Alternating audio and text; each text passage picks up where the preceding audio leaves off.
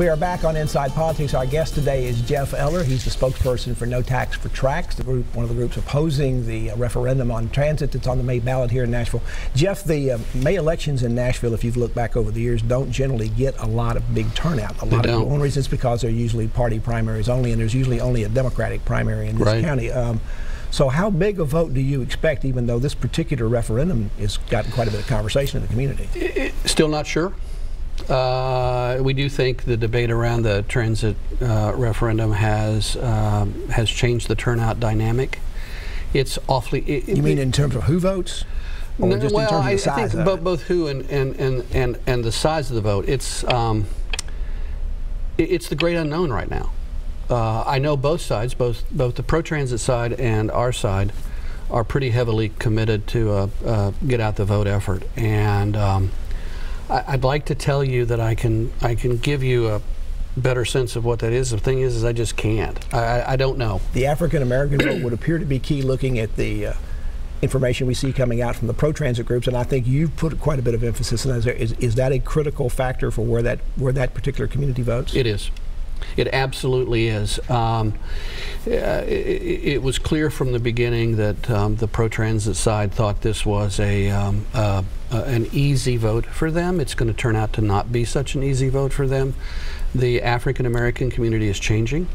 How they view their city leaders and how they view their policy and how it affects them is changing. And what we're finding is when you actually go and talk to them about the specifics in the plan, they begin to raise questions about it. So yeah, there's a lot going on in the African American community. Your group aired the first TV commercials in this, but you only did about a week. I have not seen you on any of the network programs, and you may be still doing some cable, but I haven't seen any ads for your group at all. Are you coming back before early voting? We are. We'll be back on during early voting. So you'll start before that? Usually you'll start a few days early. Are you doing, I've received a direct mail piece in the last couple of days from the pro-transit group. You'll be doing direct mail too? Yes.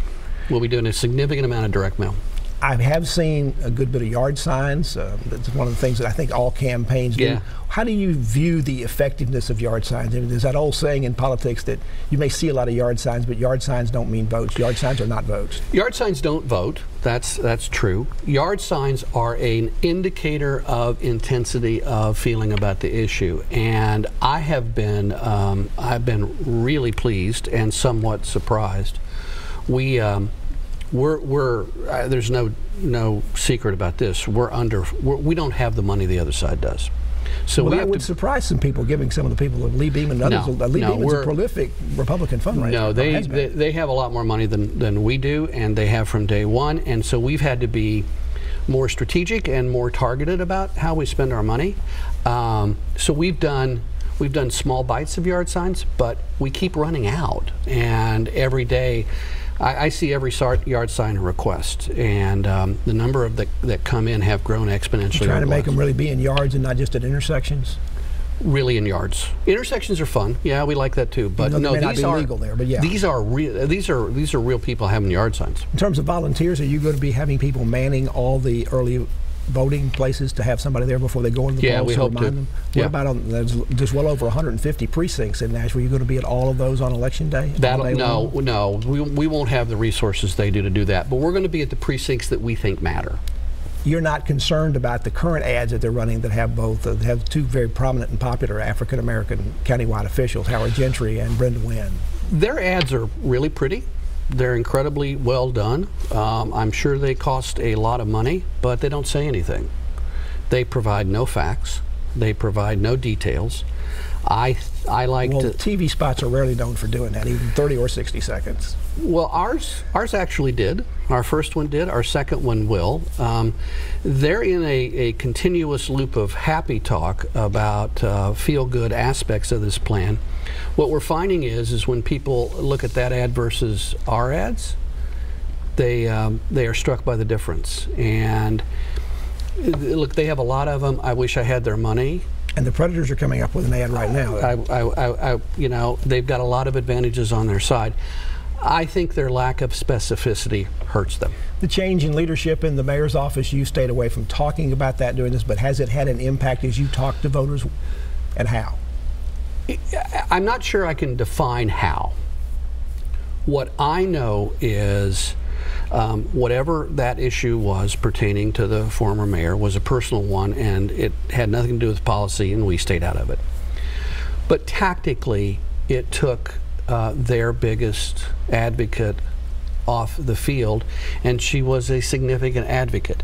So from our standpoint, it didn't change what we were doing. It didn't change our message. It didn't change talking about the sales tax increase or what the light rail won't do. From their standpoint, it took away a significant advocate. Still finding a lot of undecided voters, a lot of people who haven't really paid much attention to this, and all of a sudden it's almost time to vote. Shrinking. Undecideds have gone down. I can't tell you exactly how many. I'm not sure I know. But we're in that point in time where people are beginning. Early voting's about to start. They know that. We know 60–70% people will early vote, and people have tuned into this issue. So you're feeling confident at this point, Gwenda? Do you have any polling that indicates you're ahead at this point? We don't. And even if we did, I wouldn't share it. But we don't. We like where we are. We think we're competitive. We think we're the underdog. We think it's. We think that April 11th to the 26th early voting is really the critical point. Jeff Eller, thank you for being with us. Good to see you. Thank you very much. Back to Nashville, and thanks again. And thank you for joining us this week on Inside Politics. Hope you'll be back here again for a future show. If you can't get enough politics in the meantime, go to the News Channel 5 website. You'll find my Capitol View commentary there. There's a new commentary posted every Friday afternoon. Enjoy the rest of your weekend, and we'll see you both next time. Goodbye.